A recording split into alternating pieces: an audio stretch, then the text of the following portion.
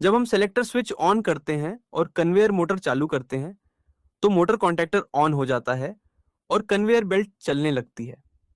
कुछ समय बाद कन्वेयर मोटर ओवरलोड होने लगता है और तयशुदा करंट से ज्यादा खींचने लगता है, जिसके चलते कंट्रोल पैनल के अंदर मोटर प्रोटेक्टर ब्रेकर ट्रिप हो जाता है और कन्वेयर रुक जाता है।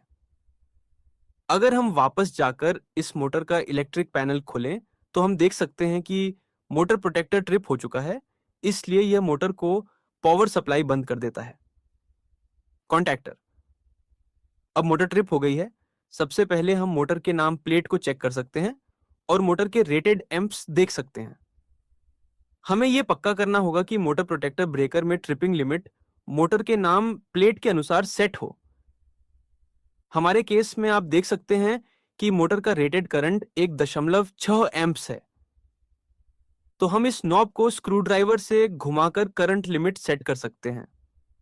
मोटर के नाम प्लेट के हिसाब से करंट लिमिट को सही से सेट करने के बाद हम मोटर सर्किट में किसी भी डीली कनेक्शन को चेक कर सकते हैं।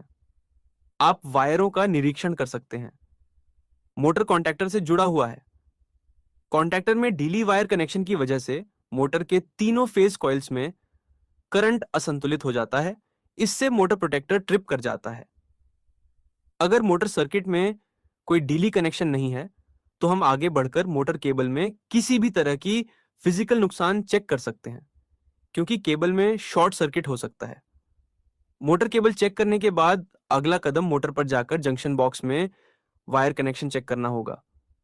अगर वायर सही तरीके से जुड़े हुए हैं तो टर्मिनल्स देख लो और कोई ढीला कनेक्शन तो नहीं है। अगला कदम यह पता लगाना है कि ब्रेकर इसलिए ट्रिप कर रहा है क्योंकि मैकेनिकल या इलेक्ट्रिकल कंपोनेंट खराब हो गया है।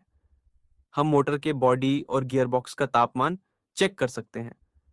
इससे हमें अंदाजा लगेगा कि सिस्टम में क्या दिक्कत हो रही है। इसके लिए हम मोटर का बैक कवर खोलेंगे। अगर आप मोटर के पंखे को पकड़ के मोटर शाफ्ट घुमाने की कोशिश करो और शाफ्ट हिलाने में बहुत मुश्किल हो या बिल्कुल भी ना हिले, तो इसका मतलब है सिस्टम के मैकेनिकल पार्ट्स में कुछ गड़बड़ी है। तो सबसे पहले हम पूरे कन्वेयर सिस्टम को देखेंगे।